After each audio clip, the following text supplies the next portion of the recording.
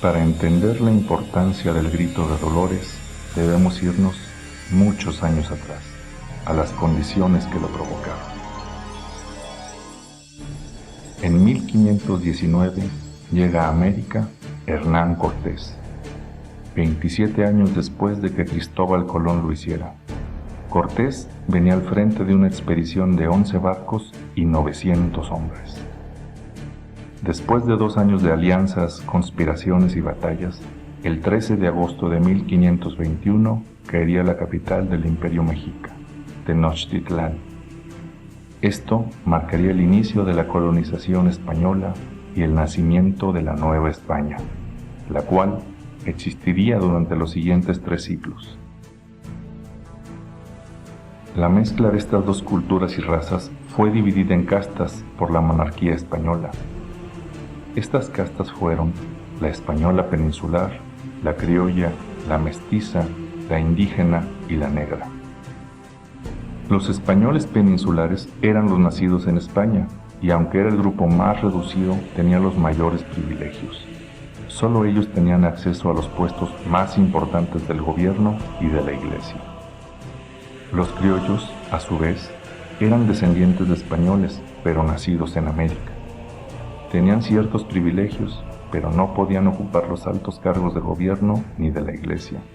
Usualmente eran sacerdotes, hacendados, dueños de minas o comerciantes. Los mestizos eran los hijos mezcla de españoles e indígenas. Sin derechos especiales, se dedicaban por lo general a trabajar de mineros, agricultores y ganaderos. Y hasta abajo de las castas estaban los indígenas y los negros, quienes eran esclavizados y fueron incorporados al servicio doméstico, la minería y a las haciendas. Debido a este sistema de castas, los criollos y los mestizos vivían molestos con esa presencia visible de inmigrantes españoles que no paraban de llegar y tenían acceso a todo, aunque no eran aristócratas ni cultos, pero sí ambiciosos y rapaces. A esta mezcla solo le faltaba un ingrediente para explotar, y ese ingrediente fue Napoleón Bonaparte. En 1808, Napoleón irrumpe en la historia del Imperio Español secuestrando a la monarquía y dejando a la Nueva España sin cabeza. Aunque el virrey de la Nueva España, José de Iturrigaray, quiso permanecer fiel a la corona española, no sabía cómo proceder. El licenciado Francisco Primo de Verdad, un criollo que trabajaba en el ayuntamiento de la capital, le propone convocar a los ayuntamientos de la Nueva España para formar un gobierno provisional, pues según la antigua legislación española, a falta de monarca, la soberanía vuelve al pueblo. Pero este intento fracasa cuando un grupo de españoles peninsulares toman el Palacio Virreinal el 15 de septiembre de 1808, arrestando a Iturrigaray e imponiendo a Pedro Garibay como virrey. Francisco Primo de Verdad es encarcelado y amanece muerto antes de un mes. Así, acabaría el primer intento de independizarse de las decisiones de Europa, pero no sería el último. 2 años después, en 1810, otro criollo escribiría a sangre y fuego su nombre en nuestra historia nacional. Su nombre completo era Miguel Gregorio Antonio Ignacio Hidalgo y Costilla Gallaga Mandarte Villaseñor. Cuando niño, su familia que era hacendada fue víctima de la operación de la consolidación de los vales reales, que eran impuestos que la monarquía española aplicaba para costear sus guerras en Europa. Impuestos que provocaron la ruina de su familia, pero también la locura y muerte prematura de uno de sus hermanos. Miguel Hidalgo llegó a ser una persona de la élite social e intelectual de la Nueva España, pues recibió la mejor educación que era posible en la época. Leía y traducía del francés, pero se ocupó de aprender también otomí, náhuatl y purépecha, pues era lo que hablaban los indígenas de la región. Hidalgo era un hombre sensible a los problemas sociales. Se encargaba de hacer obras, no de beneficencia, sino de desarrollo económico, como la creación de un taller textil para hacer rebozos y zarapes, y un taller de alfarería.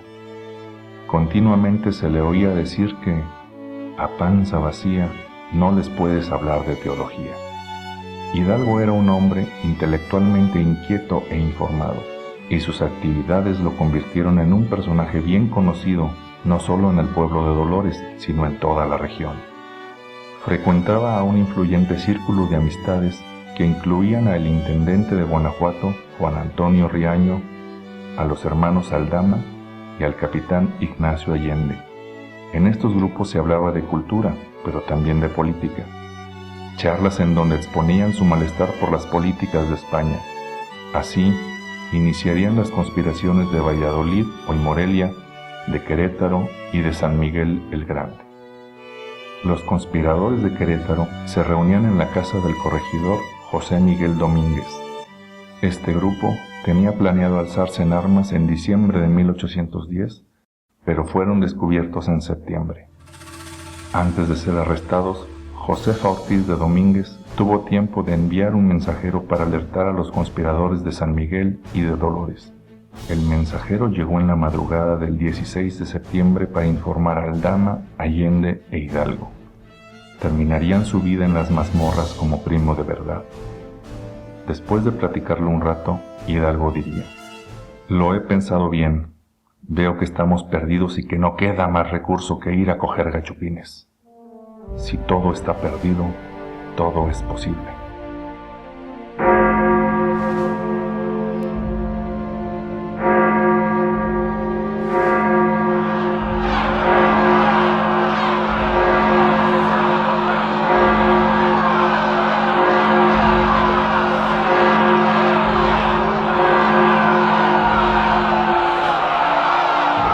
Después de una relampagueante y sangrienta campaña triunfal tomando decenas de ciudades de los estados de Guanajuato, Michoacán, Zacatecas y Jalisco, las tropas de Hidalgo ya tenían a la vista la Ciudad de México, pero él ordenó la retirada.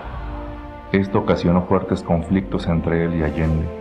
En marzo de 1811 fueron derrotados en la batalla de Puente de Calderón y huyeron al norte buscando refuerzos, pero fueron aprehendidos y trasladados a Chihuahua, en donde fueron fusilados el 30 de julio de 1811. Pero la llama que había encendido el cura Hidalgo no se apagaría con su muerte, pues otros valientes hombres y mujeres se levantarían para continuar la lucha. José María Morelos y Pavón, Nicolás Bravo, Vicente Guerrero, Leona Vicario, Guadalupe Victoria, Agustín de Iturbide y muchos más.